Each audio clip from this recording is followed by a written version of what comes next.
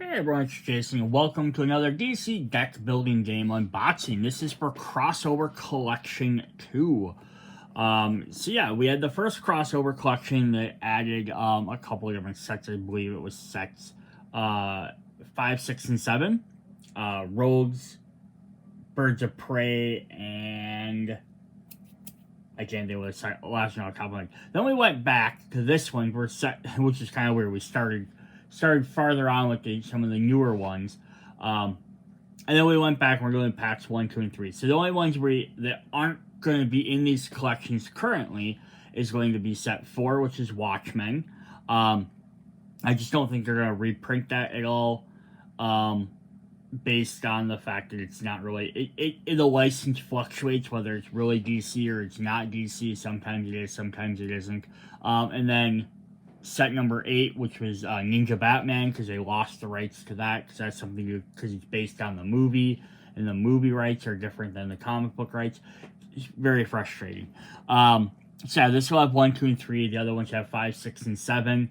And then after that was 9 and 10, which is Bombshells and the Flashpoint. So eventually they'll probably, when they release the 10th set, they'll eventually probably make another collection. Yeah, so this is kind of neat. So here's the big question: is should you rebuy this if you own this already? Yes and no.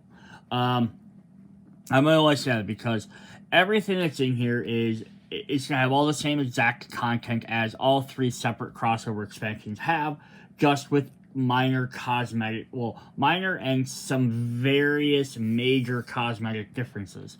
So the minor cosmetic differences are going to be all of the oversized cards are foiled. So if you really want foiled cards, you're definitely going to want to pick that up for those reasons. The DC logo up in the top has changed from the old logo to the new logo. So the old ones had the D with the little flap on it. The new ones have the DC, which aligns it with all the rest of the stuff. So again, if you're really picky about having all your logos be the same, which is my nitpick on it, which is why I wanted to pick these up. Then there are some word changes we'll look at. Primarily, the big thing is they changed lettered words to number words. So if it said draw 2 cards or contribute 2 cards, it now, instead of saying TWO, has the number 2. Otherwise, none of the actual effects of any of the stuff from Justice Society or Legion of Superhero changed. Green Arrow Crossover Pack 2 Redux is an entirely different thing all in itself. The original Arrow set that came out was based off the CW TV show. I think there is, again, that conflict of whether they had the rights to reprint that or not, but they did want to include that in this set, so they redid all the characters as comic book artwork. All the effects on all the cards are the exact same. And we'll look through this, we'll go through that. We'll go through and we'll show all them off. But the names of the characters have changed. Some of the characters have changed to who they are. Like, for example, Slade Wilson just became Deathstroke. Roy Harper became Arsenal. But then some of they actually fully changed who the character was because maybe it was a TV-only character. This and that. We'll get into that. So again, if you already own the set and you don't care that it has TV show artwork, you can go ahead and incorporate. You've been doing it anyhow. There's really no reason to necessarily pick this up, but if you want it to aesthetically fit better, that's the reason. The downside is this is the only way I know that they're going to reprint this. So if you've already purchased the other 2 packs and you want the Green Arrow, you're going to have to buy this separately, which is kind of a bummer, but that's what's going to happen. There's one other card that has changed powers overall. It's in the Justice Society, and we'll get to that. The other thing to bring up in this is there is also first printing cards in here. So we have a Cyclone promo card and a first printing Shadowlass card. So if you're looking at getting those cards, if you make sure you're buying this box that has those listed on there, you're getting those. Otherwise, Cryptozoic usually resells them. Cryptozoic.com. Eventually, they'll have them released for about, I think it's about $5 for the 2-pack. to pick them up. So first thing we're gonna do is we're gonna look at the rule sheet quick, and then we're gonna look at those 2 cards before we hop into the other stuff.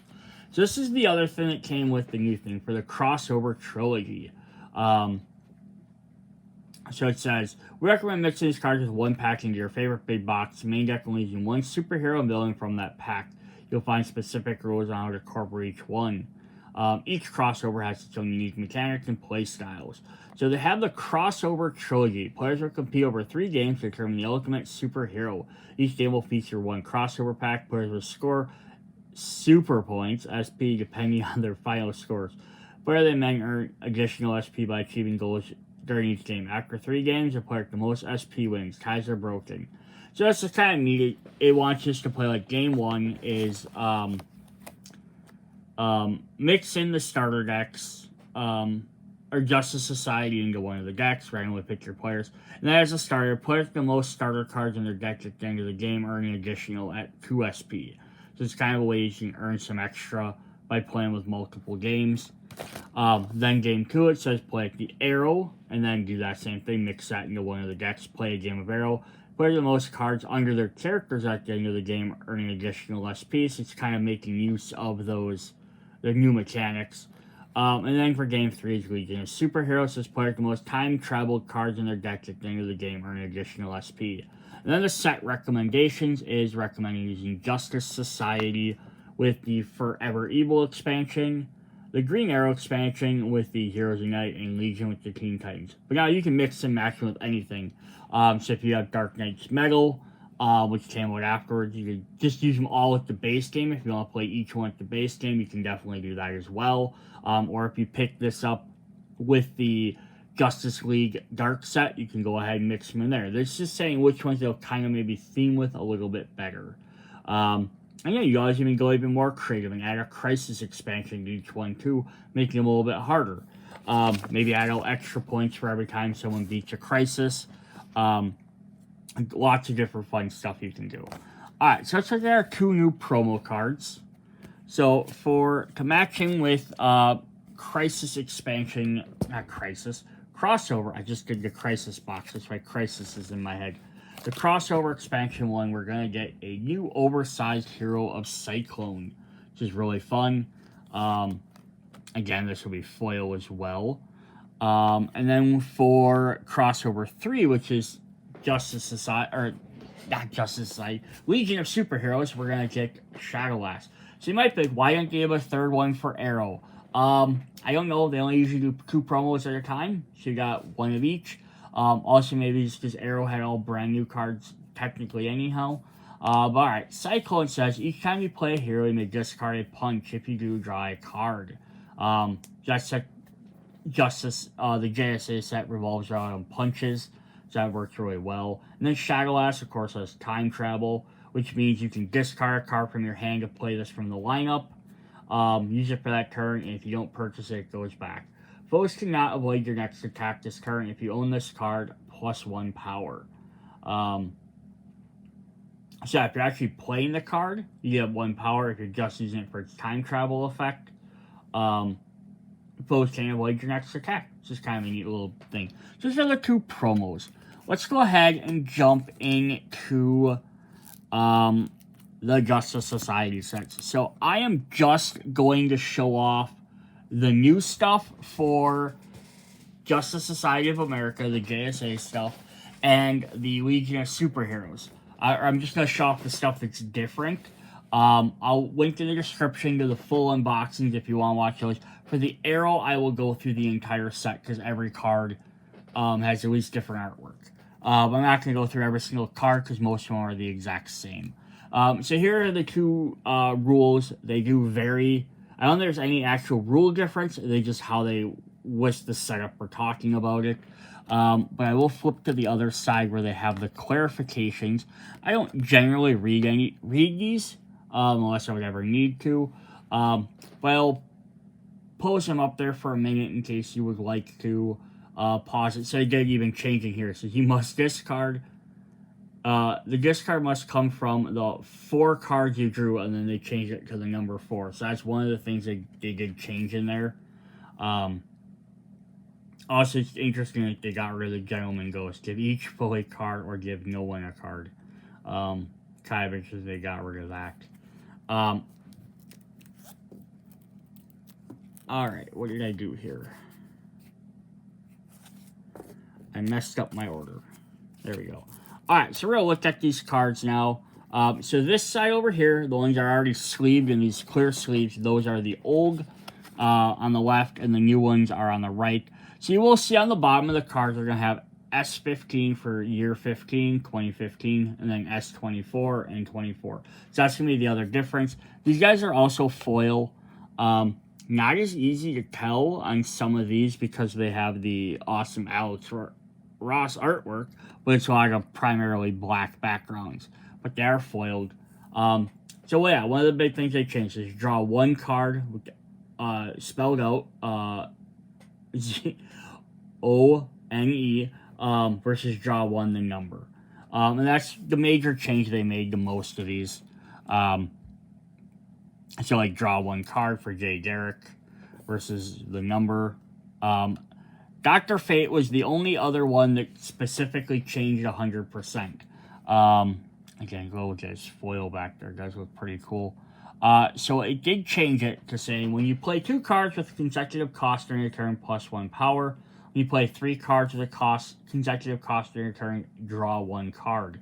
And then they did change that number, but now it also says once per turn. So they just nerfed him a little bit. You play 2 or more cards with a consecutive cost, 1 per turn, or 3 or more cards. Because otherwise, before, you could literally play like 1, 2, and then technically if you played 1, 2, 3, 4, 5, you would get that for the 2. You get 1 for 1, 2, for 3, 4, for 5, and then, for 1 and 2, for 2 and 3, 3 and 4, 4 and 5. So you get like 5 times for playing those 5 in a row. Here you only get once per turn. So you'll get, if you played that sequence, you get each one effect once. Which I think is a little bit more balanced. I think it's probably just a little abusive. I'm just going to show off the rest of the heroes because we have the foils. But we have Stargirl. Like Power Girl, you can definitely see because she has the clear or white background. So you can definitely see where she got more of the foil shine. Again, some of these black backgrounds don't show it as well. And then Wildcat. And none of them, nothing changed on any of those guys, so I wasn't too worried about that. Alright, then we do have a couple of changes on the regular small cards. We have Gentleman Ghost here. Who just, again, has on the bottom. This does change a little bit more. So it does say, like, put all cards, cost of 0 from your discard pile into your hand. That's the same. Then you may pass a card from your hand to the discard pile of each foe. And it just changed it to any number of foes, max once per foe.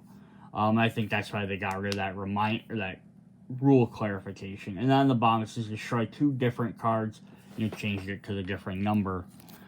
Ultra Humanite has 2 weaknesses. Cobra has top 5 cards of your deck. Change it to the number. Also, discard 2 of those. Draw 4 and discard 2. Just again, change those numbers.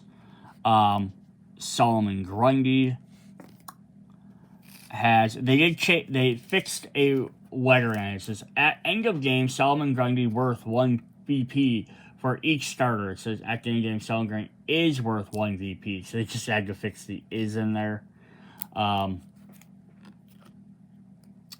Oops. There's Monument Point. We didn't need to see that one. Mystical Bolts, 5. Put up to 2 cards each. Dr. Midnight, draw the top 2 cards.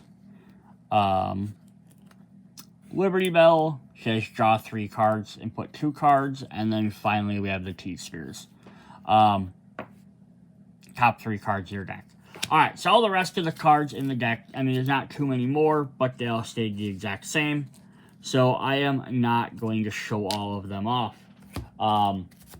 Again, you can check out the link in the description for the rest of that video. I am going to jump over into the Legion of Superheroes next. We're going to look at their cards, and then we'll look at the Arrow last, since I do want to show off all of Arrow's cards. So here are our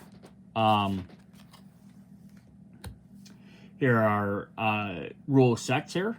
So again, they just kind of maybe change some of the wording here and there, and just explaining how it's played.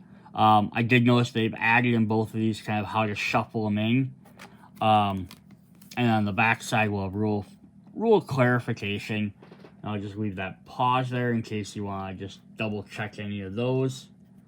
Again, I don't think anything changed necessarily on how any cards work. They didn't add any new ones.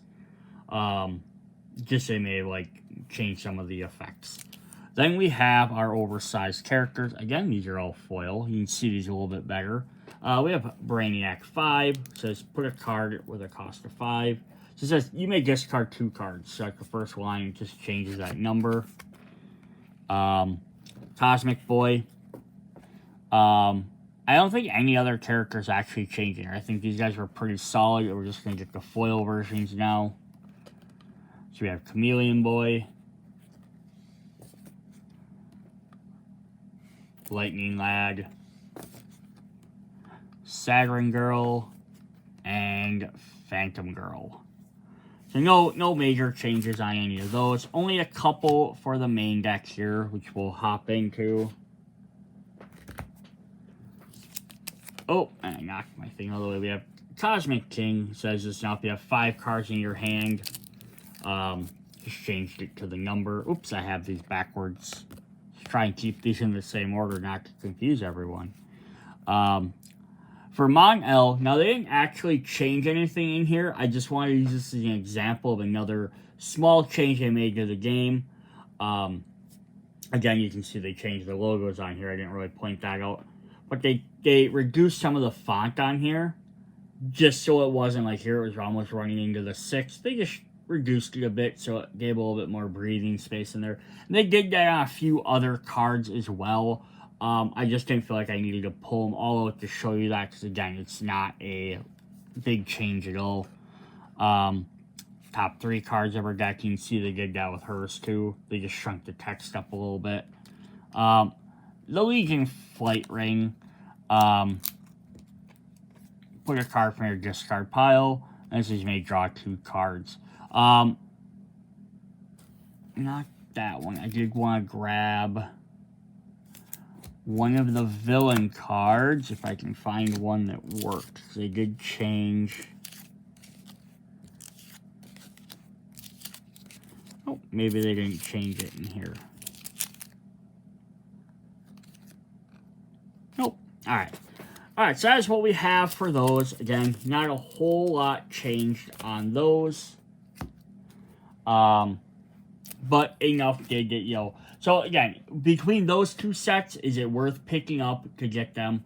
If you like the foil oversized heroes, yes. If you like the small word change or the DC logo change, yes.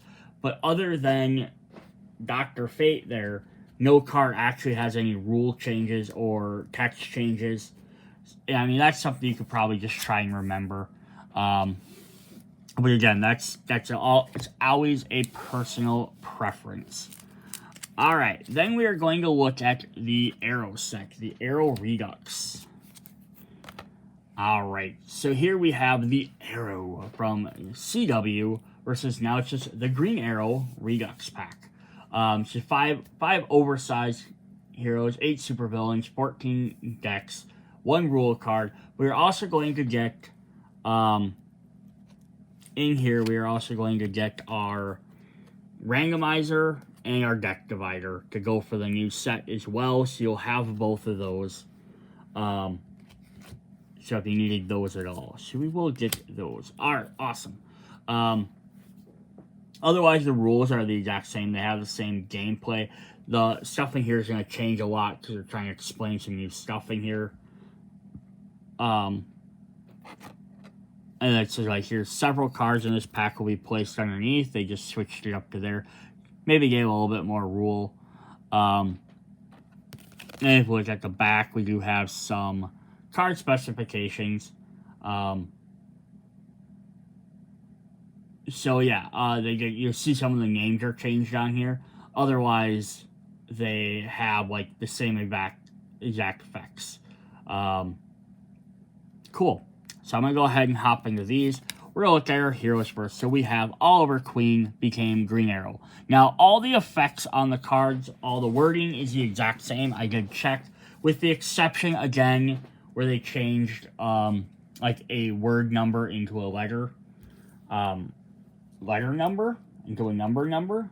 They changed it from words into a number. So I'm not going to go through and reread all these. We're just going to see how they're different, though. But yeah, and they're all foil as well. So yeah, Oliver Queen just became straight up Green Arrow. Roy Harper became Arsenal. Felicity Smoke stayed Felicity Smoke. We just got a different version. John Diggle, the same thing.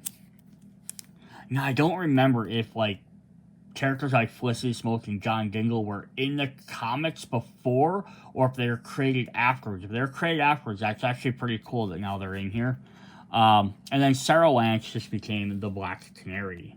So these are our 5 heroes. They all work the exact same. They don't do anything different. Then we do have some big changes here for our main deck. Laura Lance, he just became Connor Hawk. So, went from being the Arrow's love interest and future Black Canary at one point into Green Arrow's son, illegitimate son, Connor Hawk. But as you see, the effects are the same. So those two represent each other. Moira Queen stayed Moira Queen. Nothing different there. Shadow stayed Shadow. Again, I wonder if that was one that was created in the show and then added later or not. I'm not for sure. I'm not that familiar with them. Detective Lance disappears completely and becomes a Miko Queen. They're driving out the Lance family and getting into Oliver's family. His love interest family into his actual family. Kind of funny.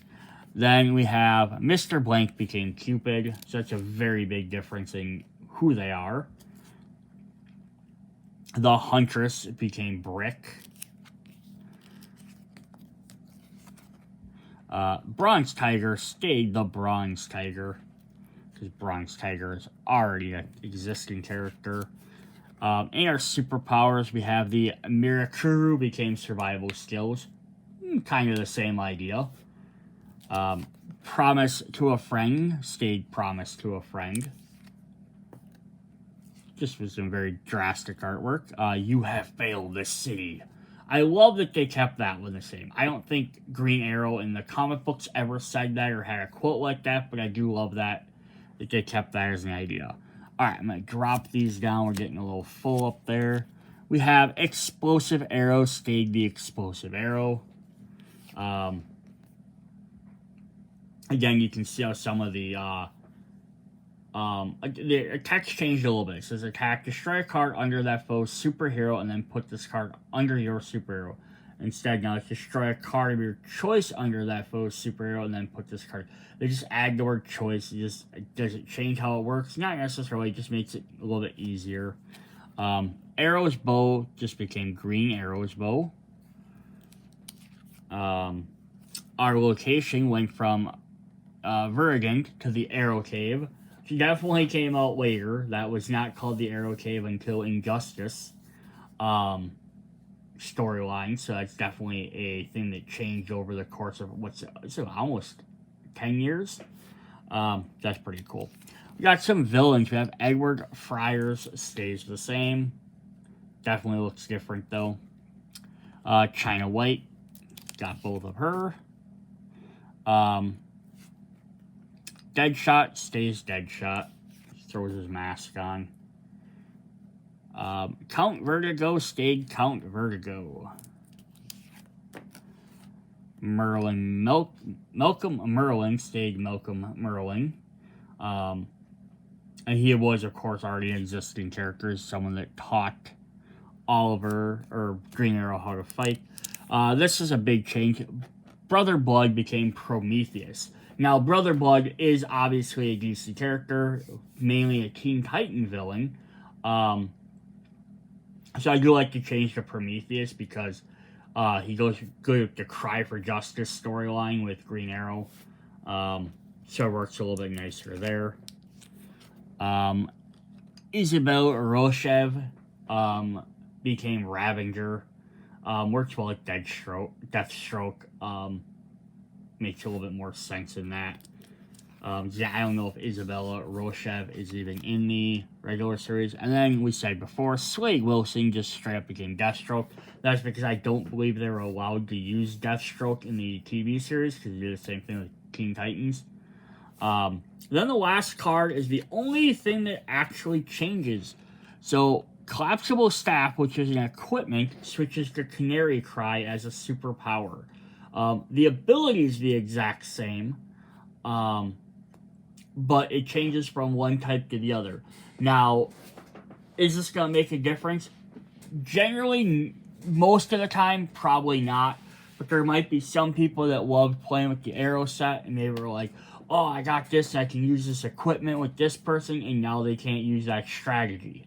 But then on the other hand, it might lean towards someone else using the Canary Cry as a better version. But that's the only card that actually changed. But it did make sense because Black Canary makes more...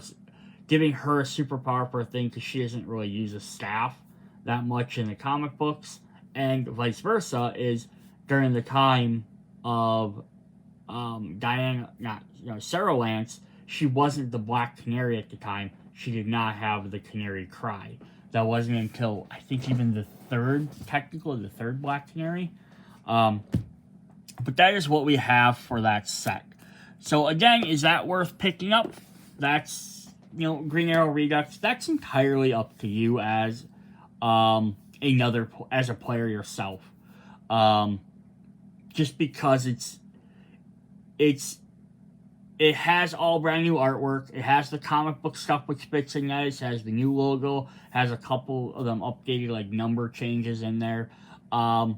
I think aesthetically, but again, if you already own the other two sets, or you already own all three of them, is it worth spending the extra money? Again, this is probably a little decent set, probably $35, $40, somewhere in that range. Is it worth picking up for one set in the middle? I don't know, maybe you could resell the other ones, maybe you could double up the cards. I do like that as an idea, to be able to have 2 flight rings or 2 of each different character gives you more options. Your decks can basically double up on some of these expansions. But that's entirely up to you if you'd like to do that. That is what we have for Crossover Collection 2.